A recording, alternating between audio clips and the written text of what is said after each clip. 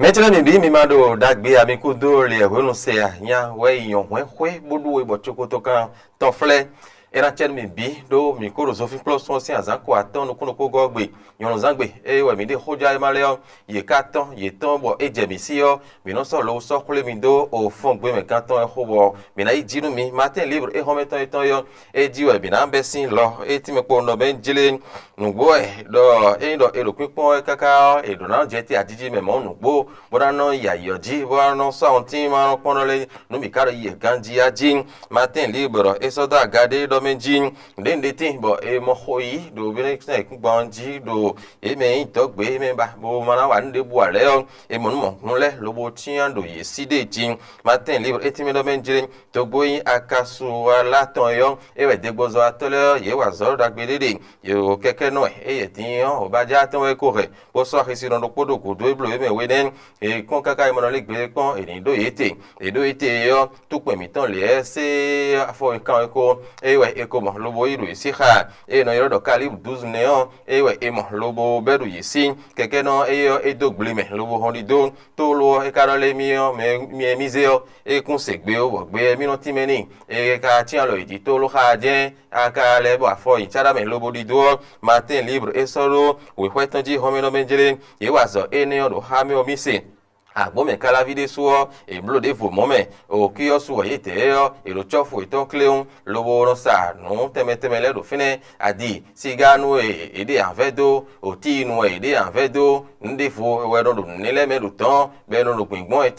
tin azo fi ko don le e me do kala vile ye wa zo mon ko ton do fine e me ro po we e we bo polo be hla ko do me do no sa do fine bo hisi don ton le su po gbe po bi yo e me bi khuido fne matin libre e so do e kwetonji ho mi ho bo ha mi nando mon jeme ho mon matin libre do po e kula mi lo yin di fon kan sin alinu e ti me po no ben jile lo yin di fon kan ho e mi nando do to mi to en fi me tiyan ye me no blo mon ko ton le o to ho do sin apa ho e bi le hu je di men maturin de chacus e lo yin di bo la force aussi kon to to mi to en fi o e tiyan cheru to yin ko ta da horopo e ro coalition nationale sportive pour Romia de Wada yi CNSR ewe suyin no mon koton so ye hon aye yo ewe so peta mon hun jija yin do kala visi kan meton me na ho Gilda so zuno ewe me na chaka no ogbeta da ho mon koton mo na wa no bo so mi to gan ton eja we din ye me yi no iji fon kan bloto teme to mi to fi din le e bi ko un klowete do gudo no Romia do wada yi bo do so mi to gan ton eja we yo ahoja na hun tite ngbe ton bo dude ji yo e na tin dandan o matin libre e do ho ene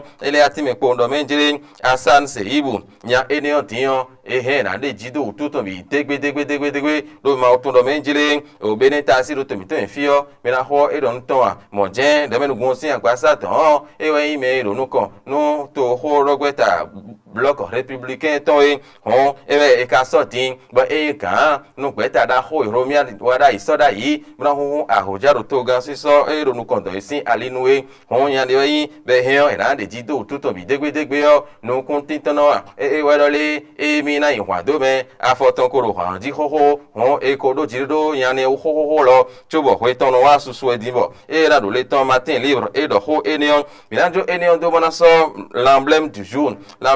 e ho meton eton etime no menjire sande ogbe ta de jodo te buru wada igudo sande ogbe cha de vo jodo te buru wada igudo e ne se mi de ton kami gomero to mi fi yo no imbe e kana ho inken ame vlafo do e ho inken si le yan fo ko me e wa zo po gbeta enele po nugbo dagbe na tin ronu kan don l'emblème du jour e we do eneo ye me ton pe aja sin ele di ovile o e de ho ide kulu da jara sin ha me don loboro han ro po je do menjile fan club de mi vlafo Romia do wada yi e gudu e mi na no mi o pon di à la vovile bo l'emblème du jour e do eneo mi na jo do na so fraternité kono eneo do ide paro de o mi at no le Paul hun pe din o ni pon me ye de su do gbeta de najo we o mi no Paul hun pe gudo gbeta de fonajo mi no Paul hun pe gudo o ironu mo nkan ton si ebode amen fi Paul hun pe de din o a toro denje bo fun karo kulokulu e vlafo yin we kare bo me la ho ko bi o ni pon me adio fraternité e we do eneo do we do fin le matinal e mo no menjire mi na yo de men gun sin agba satan le matinal hometon e monopo ndo menjire Joseph Jogbenu e yediyan e jijan yin podo me so o Angola sin afo so rote lo to mi to fi opo bo hore de yo ye de o ye ko do dido we bo do finio ho ja ma edo enio nugbo ye me yin poro mi to le podo de gbozo atole ko ye wa zo dede o tu pe mi ton ro afọ ikan eko ewe mo plo be da yoji mo jenwe e mo nde fo le bo plo be lo matina so ra gade ro ton ji bo te so ye go na lo mi na tun do menjile ye me si nu plo me to boro a me si ahwamele ye de diyan e la le agbon ji bi hui lo e ka do mo chuo ye ro ahwado we boro hunje do azo atoji gbe tada hora ho to me file ye do menjile ve ase ho ye kha mi menji ye do eni bo lo matinal si bo so ro we ton ji ha ko sin ho e mi na itin ye de o ple ton holo no ko ton ho ye ko ton e hono sinu do so ye ho aye bo lo matinal do to me bo do da baru e we mi na so tin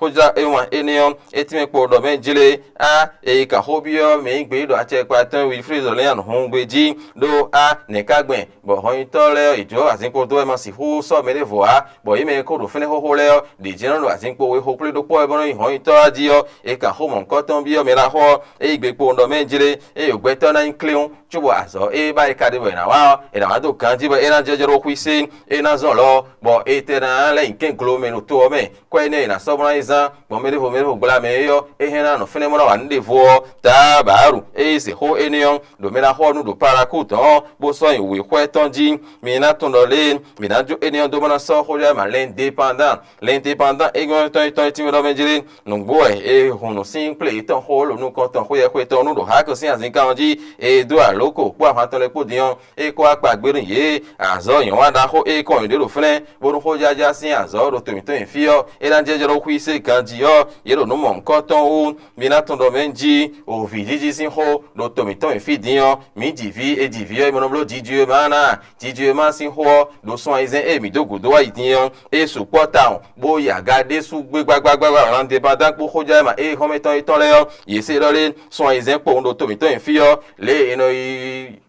to pon la vie abi to pon la mo do mi divi me diju ma di a ho su ni de gbe na no mo ko ton so izen me dion e support bo jeji de su ti tengbe bo l'indépendant e do enion l'affiche du jour e we mi na so din e yo etime po no menjele nu gbo edo aloko o ple itan ho lo nu kan tan ho ye ko tan e hunu sin nu gbo lo bo jiride podo azo iran wa bo na yin azo ti tengbe yo e to nu mo kan tan lo fin bo l'affiche du jour e iten tomen bo sodo o we ko tan jibo ti me lo le ple mo kan tan ho e lo meton nu gbo e hunu sin lo ha ko sin azin ka on jide ji nu gbo ti dieu ma sin ale nu l'affiche du jour de so le afinemen e lo kan e ko dio e ko ze o kan de gbantan o me bo ro poko a hon holo to me tan bo no ina lo diju ma ho do so izen me fi yo e divita on do to be so izen me yo diju ma si ho do a hosu ho yo e su po de su ti tengbe bo a hosu si me no azo mon koton le ye do bo la fi du jour e se bo so do o we ton jin mi na le ko a matin libre e ho me ton jin matin libre do po e pla mi ho de vos comments etime pondo menjile a kwese hoite sin ho do to mi to me fi dion a kwese hoite e na UBA yo e ye dion do me gbeji yo e ro na e su ti tengbe kaka bo gbo me bi hui yo e ko tuntun e ho CES sin azin kan di yo e kan nu yade de foro fene e ro do fo na seso